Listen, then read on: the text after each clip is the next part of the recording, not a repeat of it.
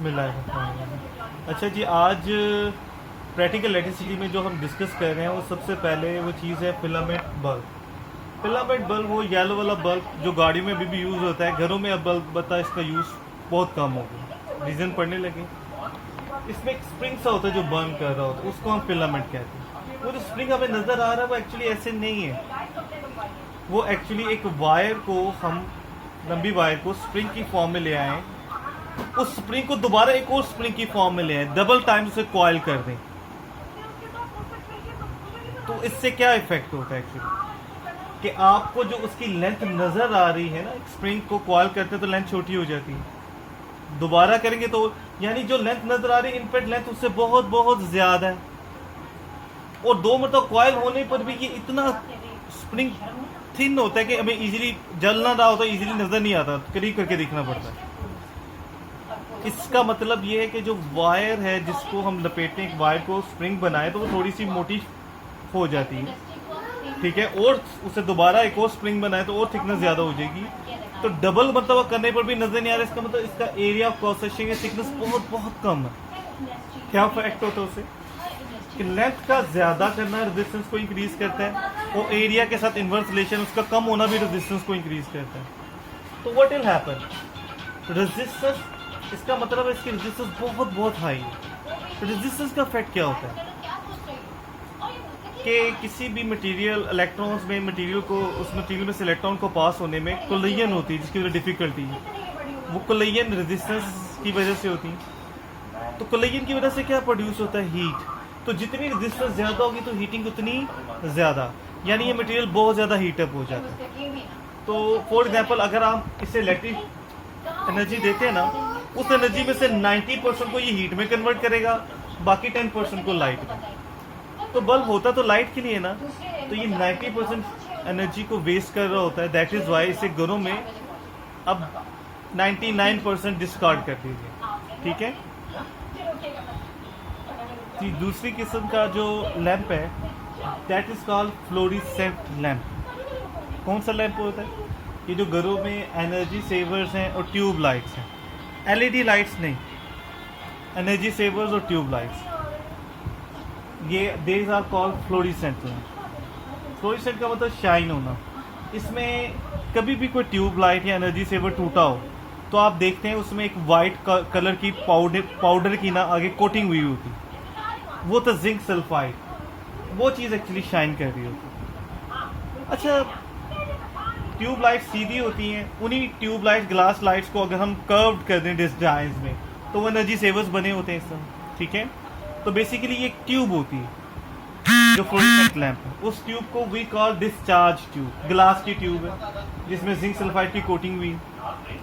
इसमें inert gas होती है, नोबल गैस होती है at very low pressure. Low pressure होने का मतलब बहुत कम अमाउंट में होती है। इसका एक negative terminal, positive terminal, high voltage apply करते हैं तो नेगेटिव टर्मिनल से इलेक्ट्रॉन पॉजिटिव की तरफ दौड़ते हैं।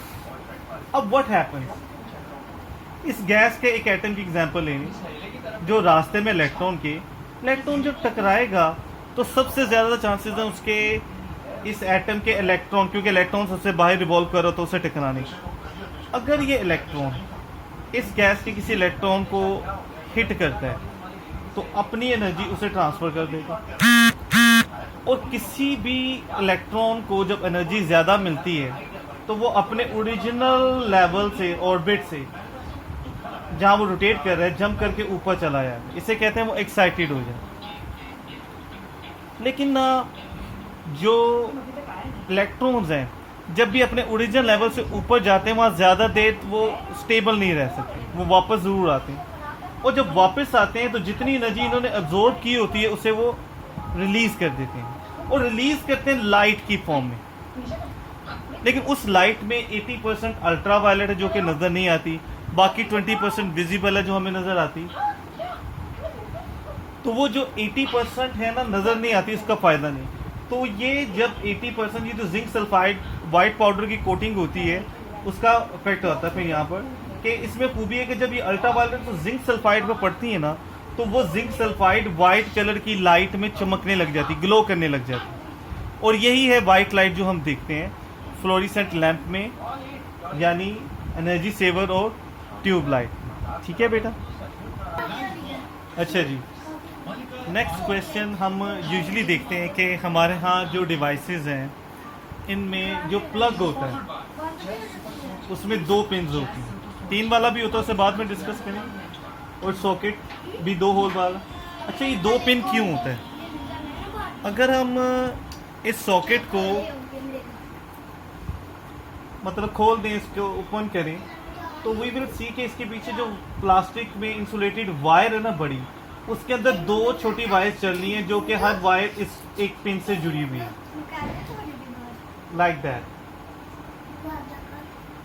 अच्छा, वो जो 2 वायर्स है ना उनमें से एक वायर लाइव वायर होती है और एक होती है न्यूट्रल वायर।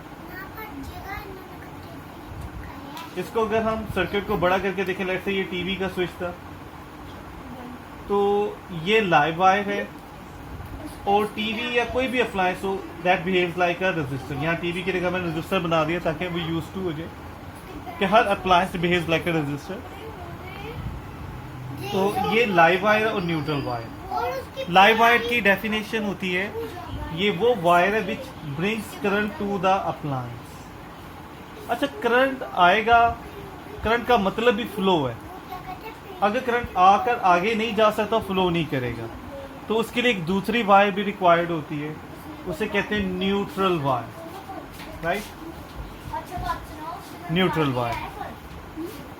न्यूट्रल वायर की डेफिनेशन है the wire which takes current away from the appliance. तो live wire is the wire which brings current to the appliance और इज एट हाई पोटेंशियल। ये हमेशा हाई पोटेंशियल पर होती है, यानी इसी से ही हमेशा करंट आएगा। और न्यूट्रल वायर लो पोटेंशियल है, यानी वाटर जाता है ना हाई लेवल से लो की तरफ, ये बिल्कुल हाई पोटेंशियल से लो की तरफ जाएगा। न्यूट्रल का पोटेंशियल ऑलमोस्ट 0 होता है। कभी हमें किसी मशीन से अगर अर्थिंग सी फील हो ना, थोड़ी सी हल्का सा गुदगुदी वाला, वो यहाँ से होता है। जो यहाँ से करंट लगता है वो तो बहुत शॉक होता है, शॉक ये होता है जो करंट नॉर्मली हमें अर्थिंग भी लग रहा होता है। ठीक है, क्योंकि अर्थ का भी पोटेंशियल 0 होता है, इसका भी ऑलमोस्ट 0, वेरी लो। 0 नहीं होता एग्जैक्ट, थोड़ा सा होता है लेकिन लो होता है वो। अब करंट फ्लो करता है हाई से लो की तरफ, तो ये होता है सर्किट। अब यहाँ एक इम्पोर्टेंट बात है, किसी भी सर्किट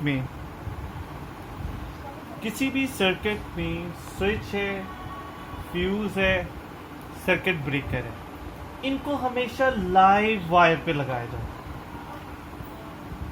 ठीक है, ये बात इंपॉर्टेंट याद रखनी। अगर हम स्विच को न्यूट्रल वायर पे अप्लाई करें तो this would be wrong.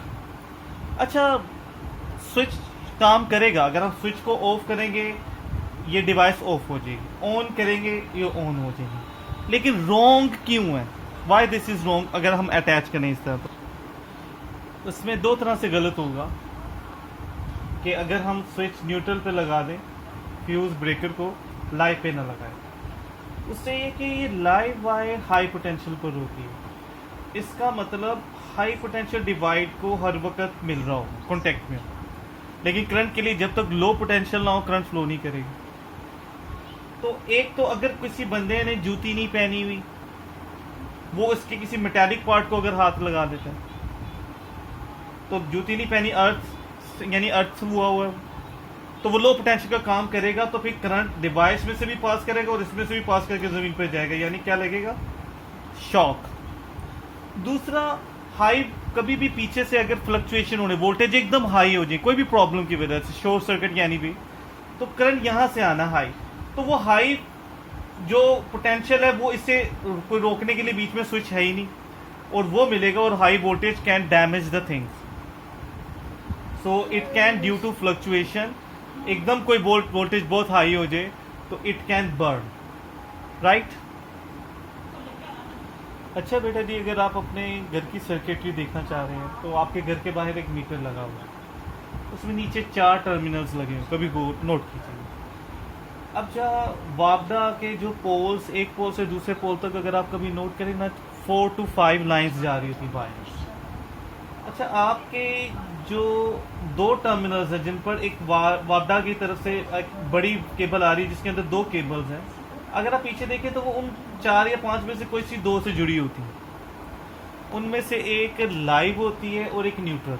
Order क्या होता है ये मुझे नहीं पता, इसलिए मैं यहाँ पर मेंशन नहीं कर रहा, लेकिन वो जब टर्मिनल पहुँचते हैं तो उनमें से एक लाइव होती है और एक न्यूट्रल। ठीक है, यहाँ लाइव और न्यूट्रल का जो ऑर्डर होता है आई डोंट नो क्या वो कौन सा होता है। तो एक लाइव और दो वायर्स होती हैं, तो एक लाइव और न्यूट्रल यहाँ से मीटर में एंटर होती हैं और फिर यहाँ से निकलती हैं। यानी यहाँ से जो इलेक्ट्रिसिटी एंटर होती है वो मीटर उसे काउंट करता है और फिर वो आगे जा रही है, तो जो जो आगे जा रही है उससे मीटर काउंट करता रहता है। ठीक है, अगर आप घर के जो मीटर के अंदर जा रही है वो मेन स्विच में जा रही है, तो उनमें से एक वायर, वही दो वायर में से एक लाइव होती है, न्यूट्रल। लाइव को रेड और न्यूट्रल को ब्लैक से शो किया हुआ है, यूजुअली यही होते हैं। लेकिन हमारे यहाँ क्योंकि इलेक्ट्रीशियंस इतने पढ़े लिखे नहीं होते, वही बाज़ जगह इसका ध्यान नहीं रखते हैं, इसलिए आप ये नहीं है कि ब्लैक को आपने ऐसे मुंह उठा के हाथ लगा लिया, वो लाइव भी हो सकती है। क्योंकि सर्किट जो बनाते हैं जिनका काम है उन्हें देख कर ही पता चल जाता है लाइव कौन सी न्यूट्रल कौन सी है।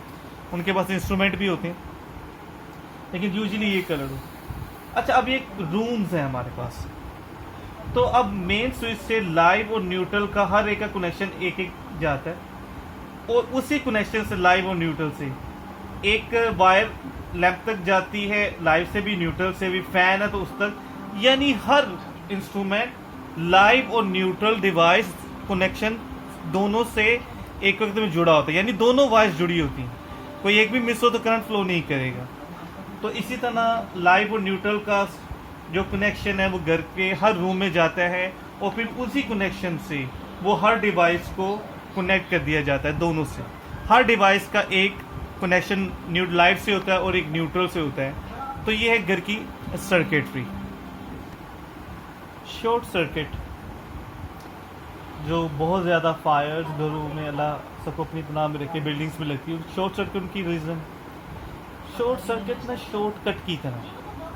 देखिए जैसे ये एक यूजुअल सर्किट था, लाइव वायर से रेजिस्टेंस तक आ रही है न्यूट्रल वायर। लाइव और न्यूट्रल वायर एक ही इंसुलेशन में होती है, प्लास्टिक कवर में। अगर कहीं इत्तफाकन ऐसा हो जाए कि उन दोनों वायर्स की इंसुलेशन डैमेज हो जाए एक ही जगह से और लाइव और न्यूट्रल वायर डायरेक्ट मिल जाए, तो एक्चुअली करंट का यूजुअल पाथ होता है यहाँ से रजिस्टर में से जाना, और रजिस्टर जहाँ जितनी ज़्यादा हो करंट कम होता है। लेकिन अगर ये डायरेक्ट मिल जाए तो इनके दरमियान कोई डिवाइस, कोई रेजिस्टेंस है ही नहीं, तो जहाँ रेजिस्टेंस लो होती है वहाँ करंट हाई, और जहाँ रेजिस्टेंस हो ही ना तो करंट इतना इतना हाई होता है कि वो चीज़ों को जला देता है। करंट का हीटिंग इफेक्ट होता है, चीज़ें जल जाती हैं। This is called short circuit. Short circuit एक ऐसा सर्किट होता है जिसमें समझो रेजिस्टेंस है ही नहीं, नेग्लिजिबल रेजिस्टेंस, और रेजिस्टेंस नहीं, इसका मतलब करंट बहुत बहुत हाई चीज़ों को जला देता है। लेकिन एक इसकी मासूम शक्ल भी होती है, जैसे देखिए ये सर्किट है, ये बल्ब बैटरी के साथ लगा ऑन है, लेकिन अगर आप एक वायर यहाँ से लेकर इस तरह अटैच कर दें तो अब करंट नहीं आना फ्रॉम पॉजिटिव टू नेगेटिव, तो यहाँ बल्ब है, bulb everything appliance behave like a resistor, जबकि यहाँ तो ऑलमोस्ट कोई रेजिस्टेंस नहीं है, तो करंट सारा इधर से ही फ्लो कर जाएगा, बल्ब की तरफ नहीं जाएगा, तो बल्ब विल बी ऑफ। तो ये भी हम कह दें कि हमने क्या कर दिया है, शॉर्ट सर्किट कर दिया बल्ब को। ठीक है, करंट को शॉर्टकट दे दी। शॉर्टकट की तरह होता है, जैसे इजी रास्ता होता है ना शॉर्टकट किसी पाथ का, तो फिर ट्रैफिक सारी उधर से ही जाती है, एक्चुअल पाथ से नहीं जाती, तो शॉर्टकट भी इसी तरह ही होता है। ठीक है, अच्छा जब भी कभी ना शॉर्ट सर्किट या कोई रीज़न हो जिससे करंट बहुत ज़्यादा हाई हो जाता है, तो उससे बचत के लिए हमारे पास दो डिवाइसेस हैं। फ्यूज़ की सिंबल देखें, जैसे रजिस्टर की सिंबल है ना, उसमें से एक लाइन क्रॉस कर रही है, ये फ्यूज़ की सिंबल है, और एक है सर्किट ब्रेकर। अच्छा, दोनों का काम क्या है, टू स्टॉप एक्सेसिव करंट। हमेशा एक लिमिट से ज़्यादा करंट आएगा उसको ये रोकते हैं। ठीक है, तो जिस लिमिट तक का ये करंट फ्लो होने देते हैं ना, वो डिपेंड उसी के अकॉर्डिंग उसकी रेटिंग होती है। ये रेटिंग क्या चीज़ होती है बेटा, फ्यूज़ और सर्किट ब्रेकर की ना हर एक की एक लिमिट होती है जहां तक करंट को वो फ्लो होने देंगे, और जैसे ही करंट उससे ज़्यादा आएगा तो वो सर्किट को ऑफ कर देंगे। कैसे करेंगे वो डिस्कस करते हैं, लेकिन रेटिंग देख लें।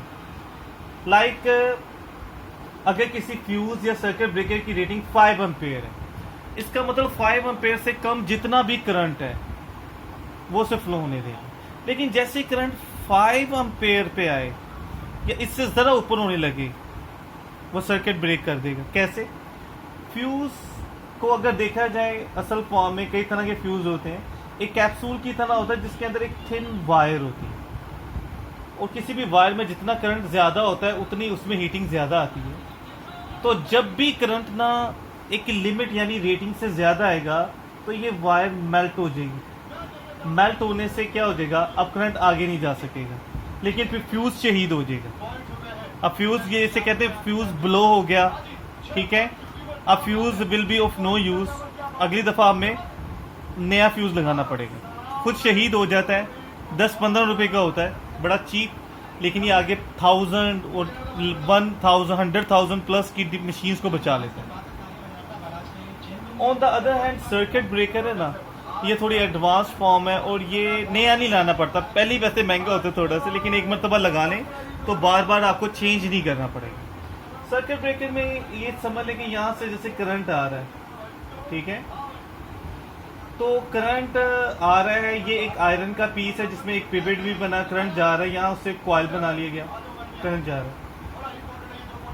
जब एक वायर को कॉइल बना देते हैं वो मैग्नेट की तरह काम करने लग जाती है। ये हमारे अगले 2 चैप्टर्स हैं इसी पर ही है। तो जब भी करंट एक लिमिट से ज़्यादा होगा, उसके रीज़न को शॉर्ट सर्किट या कोई भी होगा, तो ये इतना स्ट्रॉन्ग मैग्नेट बन जाएगी कि ये आयरन को, इस पिन को अपनी तरह अट्रैक्ट कर लेगी। वो जब अट्रैक्ट करेगी तो यहाँ पिवट है ना घूमेगी, घूमने से उसका कनेक्शन यहाँ से और यहाँ से टूट जाएगा। तो करंट ने जो आ रहा है और जहाँ से जाना, वो कनेक्शन टूट जाने से सर्किट ब्रेक हो जाता है। This is called circuit breaker. अच्छा, अब इनकी रेटिंग का ध्यान रखें। रेटिंग में ख्याल रखें कि किसी भी सर्किट में जितना नॉर्मल करंट होता है ना, रेटिंग हमेशा उससे थोड़ी ऊपर होती है।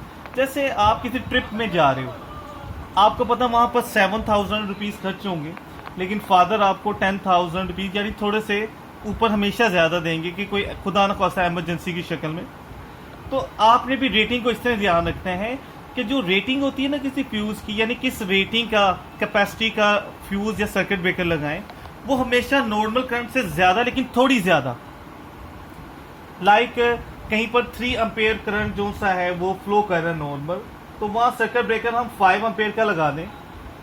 10 एम्पेयर का लगा देंगे तो वो कुछ ज़्यादा ही हाई हो जाएगा, ठीक है।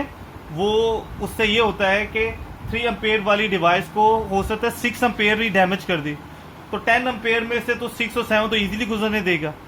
तो हमेशा थोड़ा हाई होना चाहिए, बहुत ज़्यादा हाई नहीं होना चाहिए, ठीक है।